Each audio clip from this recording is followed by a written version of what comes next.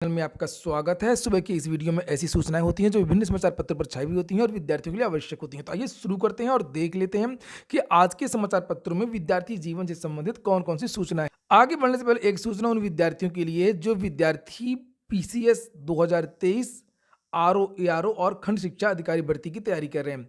वे सभी अभ्यर्थी समीक्षा दृष्टि में आकर के अपनी तैयारी पूरी कर सकते हैं और यहाँ पर जो विकास मिश्र हैं पूर्व चयनित समीक्षा अधिकारी सचिवालय में, इनके मार्गदर्शन में एक टीम है। बहुत सारे अनुभवी टीचर हैं, धीरेन्द्र सर, अभिषेक सर, सुशील सर और रवि सर। इनके मार्गदर्शन में आपकी पढ़ाई होगी। किस तरीके से पढ़ाई होगी उसके बारे में यहाँ पर लिखा हुआ है कि बहुत सारी आपको जो स्टडी मटेरियल है वो मिलेगा और ऑनलाइन क्विज होंगी, रोज होंगी और जो विद्यार्थी जिनकी अच्छी रैंक होगी उनको प्राइज भी मिलेगा। नए छात्रों को गाइडेंस भी दिया जाएगा किस तरीके से तैयारी करें, कौन सी पुस्तकें पढ़ें और वहीं पर आप ये जो कोर्स है इसका जो रजिस्ट्रेशन है वो 1 तारीख से शुरू हो गया है, 10 तारीख से ये कोर्स शुरू हो जाएगा। ये नीचे 2 कॉन्टैक्ट नंबर दिए हैं, आप लोग इसका स्क्रीनशॉट ले सकते हैं, नंबर नोट कर सकते हैं। इन नंबर पर आप लोग अधिक जानकारी मिल जाएगी। यहाँ पर ये पूरा शेड्यूल है कि पहले दिन आपको क्या स्टडी मटेरियल मिलेगा, दूसरे दिन क्या मिलेगा, तीसरे दिन क्या मिलेगा। ये देखिए डे 1, डे 2, डे 3 इस तरीके से 100 दिन का ये पूरा प्रोग्राम है। फीस वाकई बहुत कम है, केवल 999 ही रखी गई है और अधिक जानकारी के लिए यहाँ पर जो कॉन्टैक्ट नंबर है इन कॉन्टैक्ट नंबर पर आप लोग संपर्क कर सकते हैं। लिंक में भी मैंने ये नंबर दिए हुए हैं। चलिए शुरू करते हैं आज की सूचना। सबसे पहली सूचना तो शीतलहर को लेकर के है। लिखा कानपुर कांपा, पारा 2 डिग्री और लगभग सभी समाचार पत्रों में सभी जिलों का उत्तर भारत में यही हाल है, चाहे वो कानपुर हो, फतेहपुर हो, लखनऊ हो। लिखा हुआ है यहाँ बर्फीली हवाओं से उत्तर भारत बेहाल, ये देखिए लिखा हुआ है। और नीचे यहाँ पर लिखा कि कानपुर के आसपास कई जिलों में पारा 3 डिग्री तक पहुंच गया। बांदा, चित्रकूट, इटावा, कन्नौज, औरैया, जालौन और हमीरपुर में न्यूनतम तापमान 3 डिग्री सेल्सियस रिकॉर्ड किया गया। यही फतेहपुर में 4 डिग्री और जबकि महोबा, फर्रुखाबाद, उन्नाव में लगभग 5 डिग्री सेल्सियस टेम्परेचर रहा। तो बहुत कम टेम्परेचर हो गया है, सर्दी बहुत ज़्यादा है। इस समय केवल हो सकती है तो पढ़ाई के अलावा कोई दूसरा काम नहीं हो सकता। और आज भी शीतलहर की चेतावनी दी गई है, याद रखिएगा। ये देखिए लिखा हुआ आज भी शीतलहर की चेतावनी। 3-4 दिन पहले ही मौसम विज्ञानियों ने यह कहा था कि उत्तर भारत में शीतलहर कम से कम 5-6 दिन रहेगी। तो वही उसी का असर है जिसकी वजह से टेम्परेचर इतना लुढ़क गया। रोजाना ब्रेन हेमरेज के 5 से 6 केस आ रहे हैं लखनऊ में, यहाँ पर लिखा हुआ है। और दिल के गंभीर मरीजों की संख्या भी बढ़ी है। लखनऊ का भी यही हाल है जो कानपुर का है। 14 तारीख तक छुट्टियां कर दी गई हैं प्राथमिक विद्यालयों। और अब हम लोग बात करेंगे सबसे पहले उत्तर प्रदेश लोक सेवा आयोग की पीसीएस 2023 के विज्ञापन में देरी हो सकती है, क्योंकि अभी जो इसमें मुख्य पोस्ट है एसडीएम की और डिप्टी एसपी की, उसका अधियाचन नहीं आया है। अधियाचन तो अभी भी कई विभागों का नहीं आया है, लेकिन जो कल लिखा था कि अभी तक केवल 93 पदों का अधियाचन आया है, तो ऐसी बात बिल्कुल नहीं है। अभी तक लगभग 150 पदों का अधियाचन, 150 पौने 200 पदों का जो अधियाचन है वो उत्तर प्रदेश लोक सेवा आयोग पहुंच चुका है। लेकिन मुख्य भर्तियां हैं, जो मुख्य पद हैं, उनका अधियाचन नहीं आया है। अधियाचन जबकि इस साल सबसे ज्यादा प्रमोशन हुआ है और पिछली बार पदों की संख्या भी ज्यादा नहीं थी 2021-22 वाले विज्ञापन में। और निश्चित तौर पर जब ये मई में परीक्षा होनी है 14 मई की, तो उसके पहले ही इसका जो अधियाचन है वो आ जाएगा। इसलिए आप लोग भी पढ़ाई करते रहे। विज्ञापन जनवरी में आने की जो चर्चाएं थी, तो जनवरी में इसका विज्ञापन जारी नहीं होगा, फरवरी में ही इसका विज्ञापन जारी हो सकता है। उत्तर प्रदेश लोक सेवा आयोग की एक और सूचना है। लोक सेवा आयोग एपीओ मुख्य परीक्षा के 19 अभ्यर्थियों के आवेदन निरस्त कर दिए गए हैं। इसके बारे में कल एक नोटिस जारी हुई थी। उत्तर प्रदेश लोक सेवा आयोग ने 23 दिसंबर को एक नोटिस जारी की थी, जिसमें कुछ रोल नंबर दिए हुए थे और कारण बताया गया था कि इनका जो अभ्यर्थन है वो क्यों निरस्त किया जा रहा है। इन विद्यार्थियों ने अपील किया था और अपील के बाद में भी लोक सेवा आयोग संतुष्ट नहीं हुआ और इनका अभ्यर्थन निरस्त कर दिया गया। 9 और 10 तारीख को ये परीक्षा होनी है। यहाँ पर बताया भी गया कि उत्तर प्रदेश लोक सेवा आयोग आखिरकार पीसीएस 2023 का जो विज्ञापन है क्यों जारी नहीं कर रहा है। लिखा हुआ यहाँ पर कि एसडीएम और डिप्टी एसपी के पद का अधियाचन नहीं मिलने के कारण विज्ञापन अभी जारी नहीं हो रहा है, जबकि विभागों में हजारों पद रिक्त हैं और विभाग अधियाचन भेज भी नहीं रहे हैं और आयोग भर्ती करवा नहीं पा रहे हैं। मुख्यमंत्री लगातार इस बात पर जोर देते हैं कि हम अनावश्यक हस्तक्षेप भर्ती बोर्डों में नहीं करते हैं भ्रष्टाचार की वजह से, लेकिन मुख्यमंत्री को हस्तक्षेप करना चाहिए और पूछना चाहिए कि आखिरकार अधियाचन भेजे क्यों नहीं जा रहे हैं और ये जो आयोग है वो समय से भर्तियां क्यों नहीं करवा रहे। बात होगी पुलिस कांस्टेबल भर्ती की, 40,000 भर्ती। लिखा हुआ कि वर्ष के अंत तक हो पाएगी सिपाही भर्ती की परीक्षा, चूंकि पहले के जो सिपाही हैं और पहले के जो प्रशिक्षु हैं उनकी ट्रेनिंग चल रही है। ट्रेनिंग सेंटर खाली नहीं बताया जा रहा है, इसकी वजह से इसमें देरी हो रही है। उत्तर प्रदेश पुलिस भर्ती व प्रोन्नत बोर्ड इस वर्ष लगभग 40,000 पदों पर भर्ती की प्रक्रिया प्रारंभ करेगा। सबसे बड़ी भर्ती होगी ये, और इनमें आरक्षी पुलिस के 26,210, आरक्षी पीएससी के 8,540 पदों पर भर्ती होनी है।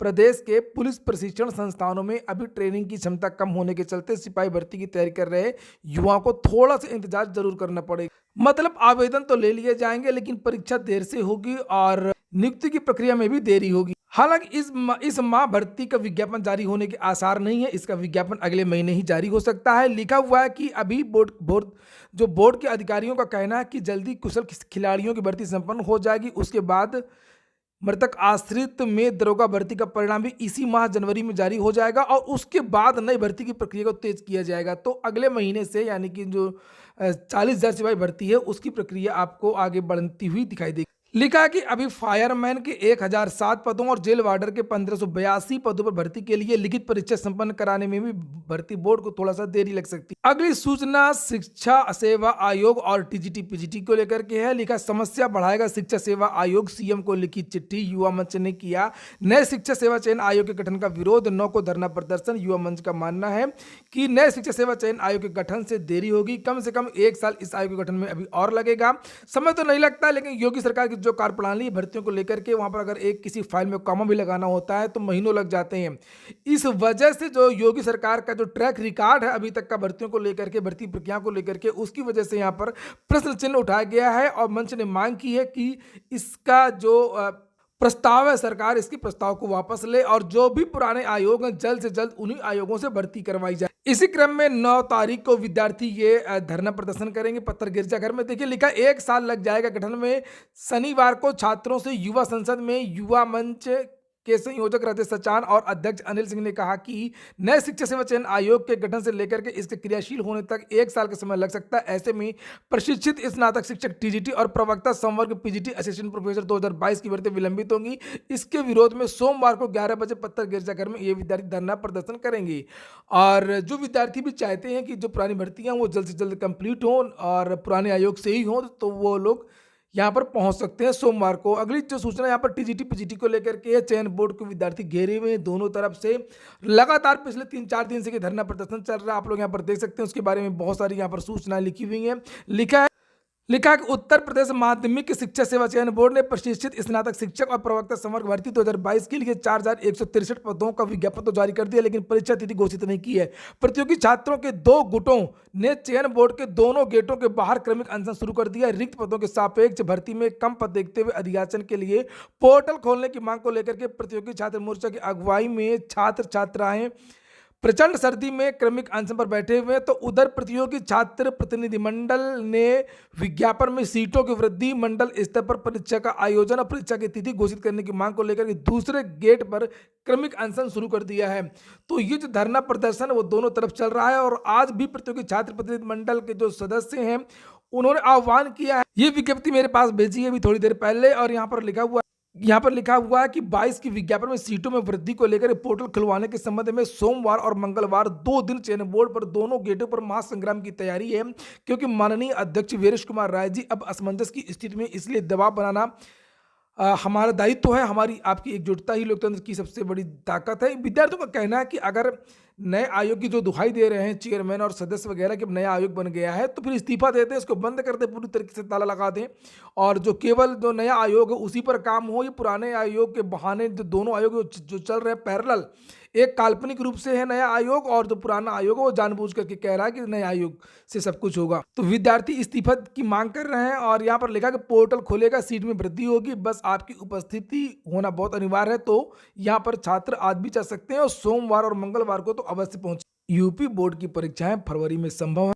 SSC 10+2 CHSL combined higher secondary level परीक्षा के लिए 32 लाख आवेदन आए हैं। यहाँ पर देखिए लिखा हुआ है लगभग पदों की संख्या संभावित 4500 है, जो कि विज्ञापन में बताई गई थी। और यहाँ पर अलग अलग कैटेगरी के बारे में भी जानकारी दी गई है कि 12,87,000 जो आवेदक हैं वो ओबीसी वर्ग से हैं और टोटल 32 लाख फॉर्म आए हैं। बताया जा रहा कि इस 32 लाख में 10 लाख केवल उत्तर प्रदेश और बिहार के छात्र हैं, 5 लाख बिहार के, 5 लाख उत्तर प्रदेश के। सामान्य वर्ग के जो छात्र हैं वो 6 लाख 39,000 और ईडब्ल्यूएस 1,88,000, लगभग 2 लाख इनको भी जोड़ देंगे तो लगभग ये 8 लाख जो ये हैं सामान्य वर्ग के छात्र हैं। और उसके बाद में एससी के भी 8 लाख हैं, एसटी के भी 3,07,000 हैं। इस तरीके से यहाँ पर पूरे का पूरा जो डाटा है वो दिया गया है। और कल अमित शाह की एक मीटिंग थी झारखंड में, जिसमें उन्होंने कहा था कि हम झारखंड में नौकरियां देंगे। इसको लेकर के आप लोग कमेंट बॉक्स में अवश्य 2 शब्द कहें। पूरा वीडियो सुनने के लिए बहुत बहुत धन्यवाद।